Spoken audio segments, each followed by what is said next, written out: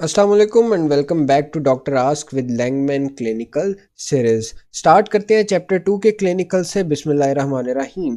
सबसे पहले आ जाते हैं हमारे पास टेराटोमास। अब टेराटोमास क्या हैं? They are actually tumours. और ये किस किस्म के ट्यूमर्स हैं? अगर मैं आपको ये पिक दिखाऊं तो आप इसमें देखें कि ये आपको एक बड़ा सा ट्यूमर नज़र आ रहा है। और इससे रिलेटेड हमने दो चीज़ें पढ़नी हैं। First one is it's morphology and second one is origin. अब मॉर्फोलॉजी क्या होती है? मॉर्फोलॉजी से मुराद है कि इसके अंदर हमें किस किस किस्म के टिश्यूज मिल सकते हैं। तो इसमें आपको बोन्स नज़र आ सकती हैं। It could be cartilage, muscle, hair, teeth और fat, anything could be a part of it. अब होता क्या है कि जो ये ट्यूमर्स होते हैं इसके अंदर इन तमाम किस्म के सेल्स भी मौजूद हो सकते हैं। ठीक है, ये तमाम मसल्स भी मौजूद हो सकते हैं या इनमें से कुछ भी मौजूद हो सकते हैं। ठीक है, तो इस टाइप का ये ट्यूमर होता है। अब इसका ओरिजिन क्या होता है? तो its origin is actually derive from three sources. First one is pluripotent stem cells. Pluripotent stem cells क्या होते हैं? ये वो सेल्स होते हैं जिनमें एबिलिटी होती है कि ये किसी भी बॉडी टिश्यू को या किसी भी बॉडी के सेल को बना सकते हैं। ठीक है, उसके अंदर डिफ्रेंशिएट कर सकते हैं। तो ये सेल्स इसका सोर्स हो सकते हैं। दूसरा, एपीब्लास्ट सेल्स। अब एपीब्लास्ट सेल्स जो हैं इन्होंने फर्दर तीनों जो बॉडी लेयर्स हैं वो बेसिकली इसी सेल से बन रही होती हैं, चाहे वो एक्टोडर्म है, चाहे वो एंडोडर्म है, चाहे वो मीजोडर्म है। तो ये सेल्स भी इन ट्यूमर्स को फॉर्म कर सकते हैं। और लास्ट है हमारे पास पीजीसीज। अब पीजीसीज क्या होते हैं? Primordial germ cells. ये ऑलरेडी आपने अपने कोर्स में पढ़ा होगा।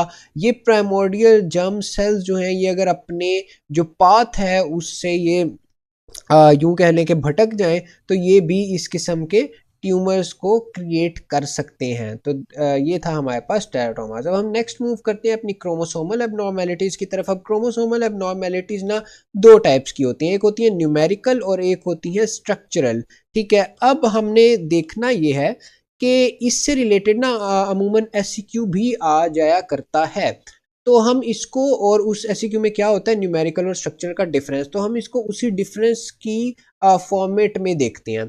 सबसे पहले हमारे पास आ जाती है इनकी डेफिनेशन। तो न्यूमेरिकल क्या होंगे? जब भी कभी नंबर ऑफ क्रोमोसोम्स में एबनॉर्मेलिटी आए। जबकि स्ट्रक्चरल क्या होगा? अगर स्ट्रक्चर ऑफ क्रोमोसोम में एबनॉर्मेलिटी आए। ठीक है, बहुत ही बेसिक बात है, यहाँ नंबर है और यहाँ स्ट्रक्चर है। अब इनका अगर हम बेसिक डिफेक्ट देखें तो जो हमारे पास न्यूमेरिकल है ना, इसमें एक पूरे क्रोमोसोम का गेन होता है या लॉस होता है। मतलब या तो क्रोमोसोम हम यूं कह दें कि एक कम हो गया, मतलब 46 नॉर्मल होते हैं तो 45 रह गए।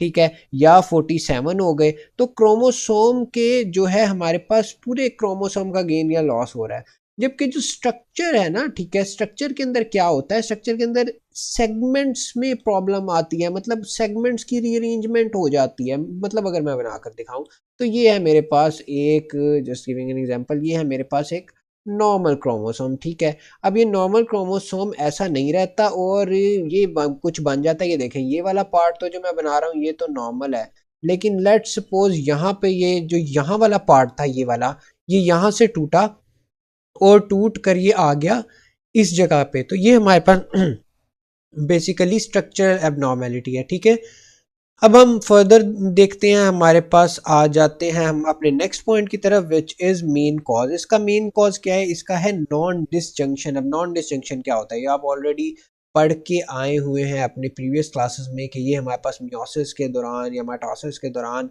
जो है वो क्रोमोसोम एक दूसरे से अलग होते हैं। तो अगर ये अलग ना हो पाए, ये देखिए ये दोनों इधर चले गए जबकि ये खाली रह गई जगह, तो अगर ये अलग ना हो पाए तो इसको कहते हैं नॉन डिसजंक्शन। तो non disjunction is a cause of numerical abnormality. जबकि स्ट्रक्चरल की क्या है? Chromosome breakage and faulty rejoining, जो पहले मैंने आपको बना के भी दिखाया कि टूटेगा और वो रिजॉइन गलत हो जाएगा। तो दिस इज इट्स कॉज।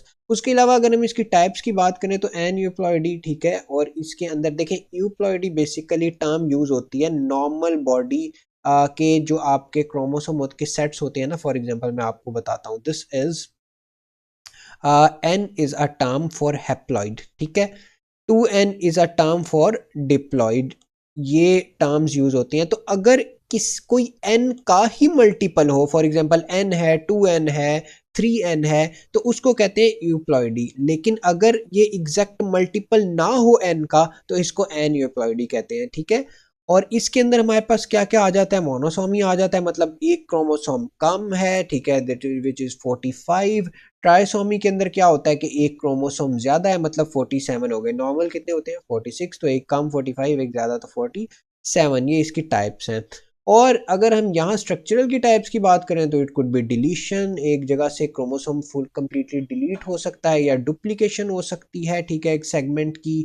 इस तरह के इसकी टाइप्स होती हैं। देन सेवरिटी, अब यहाँ जो न्यूमेरिकल हैं उनमें अमूमन जो उसका नुकसान होता है वो ज़्यादा होता है, जो उसका इन्फेंट पे डैमेज होता है वो ज़्यादा होता है, और इसमें अमूमन अबॉर्शन हो रही होती है। जबकि यहाँ पर जो स्ट्रक्चरल है, डिपेंडिंग ऑन कितनी चेंज आई है, कितनी ब्रेकेज हुई है, कितनी फॉल्टी रिजॉइनिंग हुई है, ये माइल्ड भी हो सकते हैं, सेवर भी हो सकते हैं, और अमूमन ये लाइफ के साथ कंपैटिबल होते हैं, मतलब जिंदगी जो है वो कंटिन्यू रहती है। हाँ, कोई ना कोई एबनॉर्मेलिटी ज़रूर होती है। उसके बाद अगर हम इनकी एग्जांपल्स देखें तो आगे हम जितना भी डिस्कस करेंगे वो सारी हम इन्हीं की एग्जांपल्स डिस्कस करेंगे, तो वहाँ हम डिटेल के अंदर देखते हैं। सबसे पहले ट्रायसोमी, ठीक है, ट्रायसोमी अब किसकी एग्जांपल है, न्यूमेरिकल एबनॉर्मेलिटी की। इसके अंदर तीन है हमारे पास trisomy, 21, 18 and 13। Let's discuss them in a form of table, आपके लिए इजी हो जाएगा। सबसे पहले सिंड्रोम नेम, इसका नाम क्या है, it is Down syndrome, it is Edward syndrome and it is Patau syndrome, ठीक है। अगर प्रोनाउंसिएशन मेरी गलत हो जाए तो एडजस्ट कर लेना। सिंड्रोम का नेम हो गया। उसके बाद इसमें क्या होता है, इसमें 21 क्रोमोसोम एक एक्स्ट्रा पड़ा होता है। यहाँ ऑब्वियसली ट्राइसोमी है तो एक क्रोमोसोम एक्स्ट्रा होगा ना, तो यहाँ कौन सा क्रोमोसोम एक्स्ट्रा होता है, यहाँ 21 वाला, यहाँ 18 और यहाँ 13, और उसी बेस पे नाम भी है, सो दैट्स क्वाइट इजी। उसके अलावा जो सबसे कॉमन है वो है ट्राइसोमी 21, जबकि जो 18 है वो उसके बाद सेकंड मोस्ट कॉमन है, और 13 रेयरली होती है, ठीक है। अब इंटेलेक्चुअल डिसेबिलिटी पे आ जाओ, ठीक है, तीनों में इंटेलेक्चुअल डिसेबिलिटी हो रही होती है, तीनों का जो आप इसके क्लिनिकल फीचर्स हैं उसके अंदर तीनों में इंटेलेक्चुअल डिसेबिलिटी कहोगे, हाँ, मगर ट्राइसोमी 21 में कुछ कम होती है, जबकि 18 और 13 में ज़्यादा होती है। देन फेशियल फीचर्स, अभी बहुत इंपॉर्टेंट है। देखिए आपको आता कैसे, आपको एक सिनेरियो आता है और उसके अंदर ना आपको इस किस्म के फीचर्स दिए होंगे उन्होंने, जैसे फ्लैट फेसेस लिखा होगा, स्मॉल ईयर्स होंगे, एपिकेंथिक फोल्ड होंगे, और भी फीचर्स होते हैं, और फिर आपने डायग्नोसिस देना होता है कि क्या प्रॉब्लम है, ठीक है। और ये एससीक्यूज के अंदर भी, एमसीक्यूज के अंदर भी, क्योंकि यूएचएस शिफ्ट हो चुका है इस किस्म के क्वेश्चंस पे, तो ये बहुत ज़्यादा आते हैं। अब फेशियल फीचर्स क्या होंगे, फ्लैट फेस होगा, स्मॉल ईयर्स होंगे, और एपिकेंथिक फोल्ड्स होंगे। एपिकेंथिक फोल्ड्स क्या होते हैं कि for example this is the eye, तो आई के जो मिड होता है वहां पर जो अपर आईलिड है वो एक फोल्ड बना देती है कुछ इस तरह से करके, ठीक है, तो दिस इज एपिकेंथिक फोल्ड्स। उसके अलावा हमारे पास क्या क्या होता है, अगर ट्राइसोमी 18 की बात करें तो यहाँ लो सेट ईयर्स होते हैं, स्मॉल जो होता है, ठीक है। उसके अलावा 13 की बात करें तो इसके अंदर cleft lip and palate and small head are important. अब देखिए आप इनको एक बार भी रीड कर लो ना तो आपके जहन में रह जाता है, जैसे एपिकेंथिक फोल्ड्स किसका है, ट्राइसोमी 21 का है। स्मॉल जो या लो सेट ईयर्स किसका है, 18 का है। क्लेफ्ट लिप किस में होता है, 13 में होता है, तो ये आपने लाजमी याद कर लेने, मैंने टेबल की फॉर्म में इसीलिए लिखे हैं। देन आइज कैसी होती हैं, इसमें होती हैं अपवर्ड स्लैंटिंग आइज, इसमें स्मॉल आइज होती हैं 18 में, जबकि 13 में माइक्रोफ्थैल्मिया, एन ऑफ्थैल्मिया या कोलोबोमा। अब ये क्या क्या होते हैं, माइक्रोफ्थैल्मिया में आइज का साइज छोटा होता है, एन ऑफ्थैल्मिया में आई होती ही नहीं एक प्रेजेंट, ठीक है। और कोलोबोमा में क्या होता है, इट इज एक्चुअली आपको इसको ना एडवांस जाकर पढ़ोगे, ये आपके सेकंड ईयर में इंक्लूडेड है, जो आपके लैंगमैन में ही है आई का चैप्टर, उसके अंदर ये सारे क्लिनिकल्स लिखे हैं। So it is quite detailing clinical. अभी मैं समझाऊंगा भी कि इसका कॉज क्या होता है, तो वो कॉज आपको समझ नहीं आएगा जब तक आप आई नहीं पढ़ते। उसके बाद हैंड्स के अंदर क्या होता है, हैंड्स के अंदर इधर सिंगल पामा क्रीज होती है, यहाँ पे सिंडेक्टिली। सिंडेक्टिली क्या होते हैं कि जो फिंगर्स हैं वो फ्यूज कर जाती हैं आपस के अंदर, ठीक है। दूसरा फिंगर्स और हैंड्स की फ्लेक्शन होती है। और पॉलीडेक्टिली क्या होती है कि अगर फिंगर्स 5 से ज़्यादा हों, ठीक है, मतलब एक हाथ में जैसे 6 उंगलियां हो गई, 7 उंगलियां हो गई, और सिंडेक्टिली में मैंने क्या बताया, फ्यूज्ड होती हैं। उसके बाद हार्ट डिफेक्ट्स तीनों के अंदर कॉमन है। देन अगर हम अदर फीचर्स की बात करें जो आपके लैंगमैन में मौजूद है, तो ट्राइसोमी 21 में हाइपोटोनिया और प्री मेच्योर एजिंग होती है। हाइपोटोनिया क्या होता है, मसल्स प्रॉपर उनकी टोन मेंटेन्ड नहीं होती, ठीक है। उसके अलावा जो हमारे पास 18 है उसके अंदर स्केलेटल सिस्टम की मेलफॉर्मेशन और रिनल प्रॉब्लम्स होती हैं, जबकि 13 के अंदर deafness is common. Last life expectancy जो 21 की है वो अमूमन एडल्टहुड तक पहुंचते हैं। 18 की जो है वो 1 ईयर के अंदर अमूमन जो इन्फेंट्स हैं उनकी डेथ हो जाती है, जबकि 13 में विद इन वीक्स और मंथ्स द इन्फेंट्स डाई।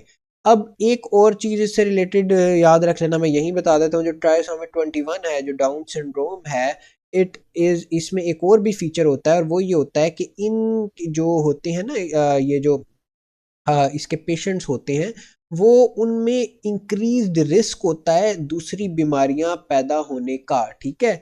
और तो जैसे ल्यूकीमिया है तो उनमें इस चीज़ का चांस ज़्यादा होता है। और दूसरी चीज़ ये कि अल्जाइमर डिजीज़ भी इन पेशेंट्स के अंदर ज़्यादा देखने को पाई जाती है। एक और बात याद रखनी है कि ये जो प्रॉब्लम्स होती हैं क्रोमोसोमल, ये मदर की एज से बहुत डायरेक्ट लिंक कर रही होती है। जैसे जैसे मदर की एज बढ़ती है वैसे वैसे इनका इंसिडेंस भी बढ़ता जाता है। उसके बाद हम नेक्स्ट मूव करते हैं, हमारे पास आ जाती है सेक्स क्रोमोसोम की एबनॉर्मेलिटीज। अब सेक्स क्रोमोसोम की एबनॉर्मल, सेक्स क्रोमोसोम होते कौन से हैं? सेक्स क्रोमोसोम एक हमारे पास होता है एक्स और एक होता है वाई, ठीक है। एक्स वाई का कॉम्बिनेशन मेल में और एक्स एक्स का कॉम्बिनेशन किस में होता है? फीमेल में। बहुत बेसिक बात है, आप सबको पता है। अब इससे related 3 syndromes, Klinefelter syndrome, Turner syndrome and triple x syndrome हम देखेंगे। सबसे पहले जो हमारे पास इसमें क्रोमोसोमल एबनॉर्मेलिटी आती है वो आती है कि यहाँ पर एक एक्स एक्स्ट्रा है। देखिए एक्स वाई तो नॉर्मल है लेकिन ये एक एक्स एक्स्ट्रा है इसके अंदर। टर्नर सिंड्रोम में क्या होता है, ये मोनोसोमी की टाइप है। देखिए एक कम है, इसके अंदर एक एक्स है और एक बिल्कुल खाली पड़ा है, कुछ है ही नहीं। जबकि ट्रिपल एक्स सिंड्रोम में क्या होता है कि एक यहाँ पे आपको देखिए एक्स एक्स्ट्रा नजर आ रहा है, ठीक है। तो अब क्लाइनफेल्टर में भी एक्स एक्स्ट्रा है, ट्रिपल एक्स में भी एक्स एक्स्ट्रा है, लेकिन फर्क क्या है, यहाँ एक्स वाई के साथ एक एक्स एक्स्ट्रा है और यहाँ एक्स एक्स के साथ एक एक्स एक्स्ट्रा है, ठीक है। उसके बाद अब कौन से इंडिविजुअल में ये होती है, तो जो क्लाइनफिल्टर है, ये जो जेनेटिकली मेल होते हैं, ये देखें एक्स वाई प्रेजेंट है, so they are actually genetically male. ये कौन से हैं? ये जेनेटिकली फीमेल होते हैं। ये देखें यहाँ पर एक हालांकि नहीं मौजूद है, एक एक्स नहीं, बट चूंकि एक एक्स है तो दे आर जेनेटिकली फीमेल। और जो ये ट्रिपल एक्स आ रहे हैं, दे आर एक्चुअली फीमेल्स, मतलब ये जेनेटिकली भी फीमेल होती हैं और वैसे भी ये फीमेल ही होती हैं, जो हम आगे फर्दर डिस्कस करेंगे। होता होता क्या है, क्यों होते हैं? तीनों होती हैं नॉन डिसजंक्शन की वजह से। जो टर्नर सिंड्रोम है इसके बारे में याद रखना है कि ये अमूमन जो नॉन डिसजंक्शन है वो मेल गेमीट में हो रही होती है, मतलब 80% उसका इंसिडेंस मेल गेमीट में हो रहा होता है। उसके अलावा बेयर बॉडी, अब बेयर बॉडी क्या होती है, ये बेसिकली जो एक एक्स क्रोमोसोम होता है ना, ठीक है, वो क्या करता है, वो इनएक्टिव हो जाता है, कंडेंस हो जाता है और उस फॉर्म में पड़ा होता है, तो उसको कहते हैं हम बेयर बॉडी। तो अगर यहाँ पर देखें एक एक्स एक्स्ट्रा है, so there would be one Barr body. यहाँ पर तो कोई एक्स एक्स्ट्रा है ही नहीं बल्कि कम है, so there would be no Barr body. और यहाँ पर भी एक एक्स, यहाँ पे ये एक एक्स और ये दो एक्स, ठीक है, ये दोनों एक्स क्या करते हैं, ये दोनों एक्स इनएक्टिवेटेड फॉर्म में बेयर बॉडीज बना देते हैं।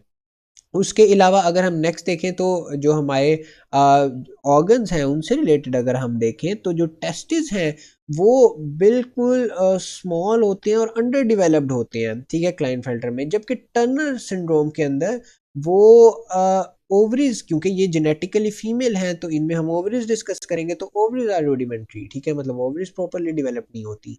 और ट्रिपल एक्स सिंड्रोम में क्या होता है, ओवरीज नॉर्मल होती हैं। तो इसीलिए मैंने बताया था कि ये देखिए ये होते तो जेनेटिकली मेल है, ये जेनेटिकली फीमेल है, लेकिन इनके अंदर अमूमन वो करेक्टरिस्टिक्स मेल या फीमेल वाले नहीं प्रेजेंट होते। जबकि जो ट्रिपल एक्स है उसके अंदर आपको स्पेसिफिक फीमेल वाले करेक्टर जगह जगह नजर आएंगे। देन अगर हम सेकेंडरी सेक्स करेक्टरिस्टिक्स की बात करें तो यहाँ पर मेल करेक्टरिस्टिक्स बहुत पुअरली डेवलप्ड होते हैं, यहाँ फीमेल पुअरली डेवलप्ड होते हैं, जेनेटिकली फीमेल हैं, करेक्टरिस्टिक्स प्रॉपर नहीं है, ठीक है, गोनेड्स प्रॉपर नहीं है, सेम फॉर क्लाइनफिल्टर। जबकि ट्रिपल एक्स सिंड्रोम के अंदर क्या होता है कि इसके अंदर फीमेल डेवलपमेंट भी नॉर्मल होती है। देन अगर हम स्टेचर की बात करें तो यहाँ पर अमूमन टॉल होते हैं, ठीक है, जो इसके जो अफेक्टेड होते हैं इससे, दे आर यूजुअली शॉर्ट और ये नॉर्मल या टॉल होती हैं, ठीक है। Then mental development, mental development से याद रखना है जो हमारे पास सेकंड दो हैं टर्नर एंड ट्रिपल एक्स, जिनके अंदर नॉर्मल इंटेलिजेंस होती है, जबकि फर्स्ट वन में प्रॉब्लम होती है। Then fertility, so they are sterile, but जो ट्रिपल एक्स हैं दे आर यूजुअली फर्टाइल। तो जैसे मैंने पहले बताया था कि जो ट्रिपल एक्स सिंड्रोम है इसमें आपको स्पेसिफिक फीमेल कैरेक्टरिस्टिक्स मिलेंगे।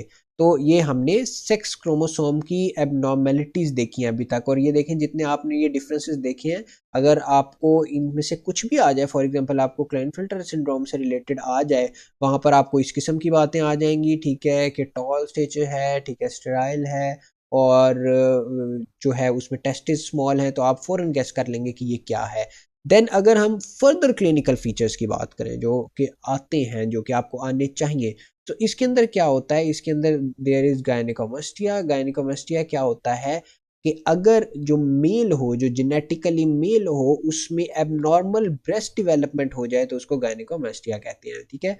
और इसमें रिड्यूस्ड फेशियल हेयर होते हैं। टर्नर सिंड्रोम में क्या होता है, वेब नेक। वेब नेक क्या होती है कि फॉर एग्जांपल ये नेक है ना, तो यहाँ पर साइड्स पे एक्स्ट्रा स्किन पड़ी होती है। लैंगमैन में इसकी डायग्राम भी है I guess. So web neck, broad chest and widely spaced nipples. जबकि ट्रिपल एक्स के अंदर सिम्टम्स अमूमन नॉर्मल होते हैं, बस इन जो फीमेल्स होती हैं उन्हें स्पीच और सेल्फ एस्टीम में थोड़ा सा प्रॉब्लम होता है, मतलब खुद पे कॉन्फिडेंस थोड़ा कम होता है और स्पीच में थोड़ी डिफिकल्टीज आती हैं। तो ये क्लिनिकल फीचर्स आपने लाजमी लाजमी लाजमी देख लेने हैं। So that is all about sex chromosome abnormalities.